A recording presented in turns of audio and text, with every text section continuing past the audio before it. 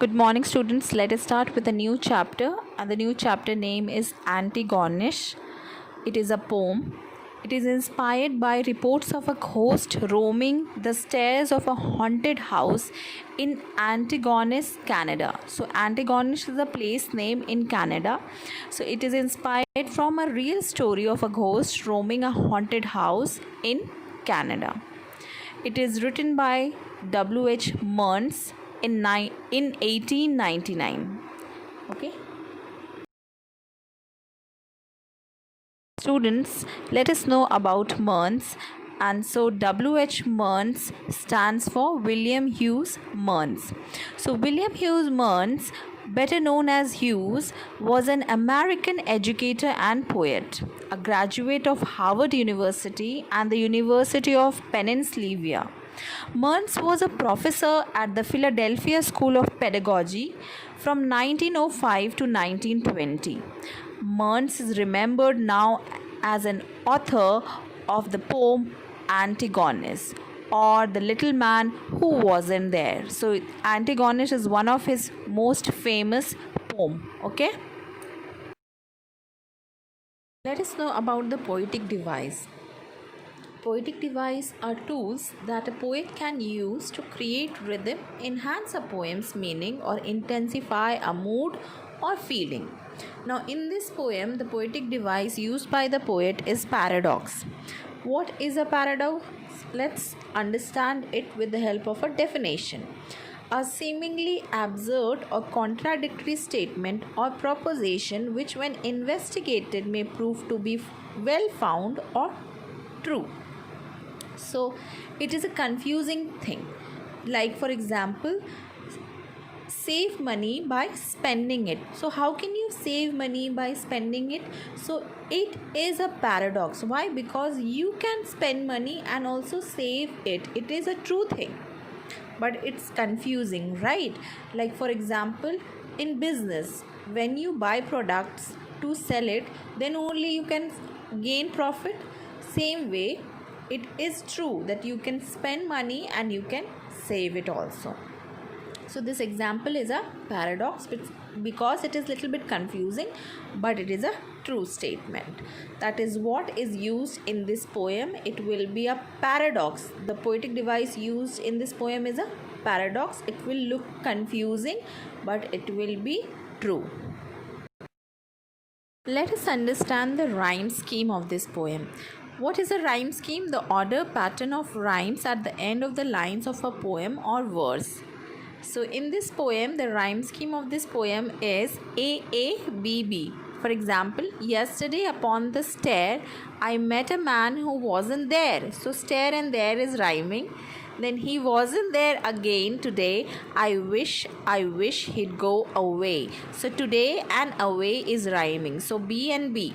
So the rhyme scheme of the whole poem is A A B B. Got it?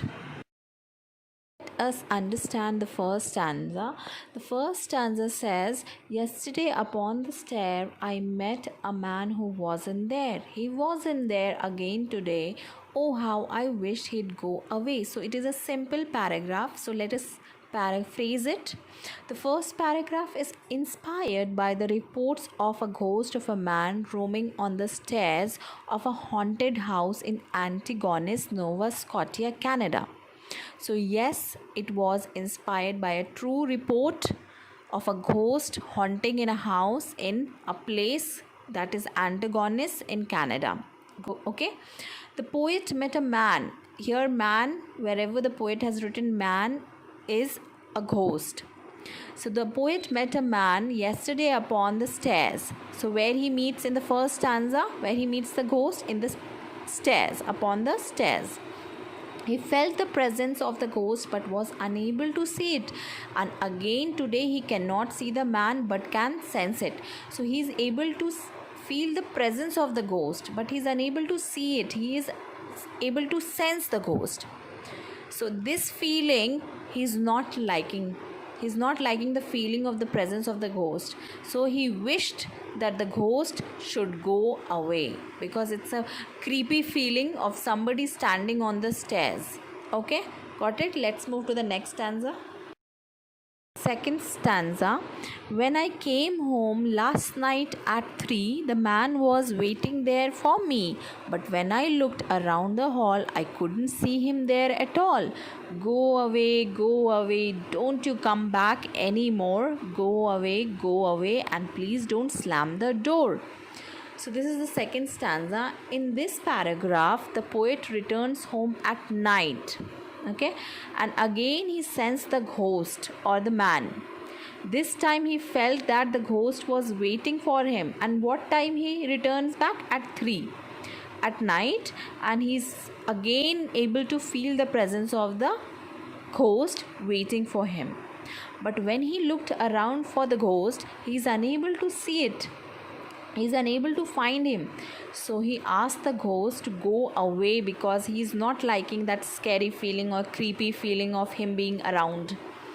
And he asks him never to return because the poet is fed up of this eerie feeling, this bad feeling. He just wants the ghost to go away and to never come back. To the last stanza now.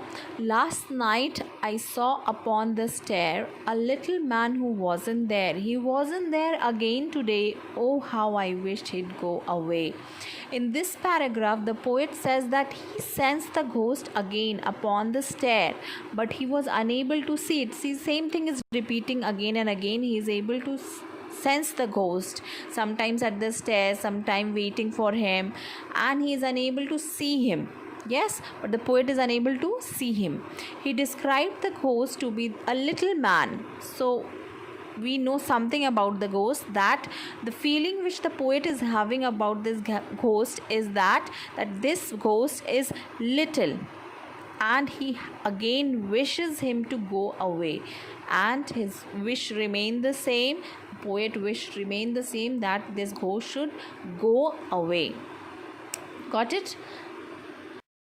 Lines which tells you the poetic device paradox in this poem are: I met a man who wasn't there. So it is confusing that how can you meet a man who is not there, right?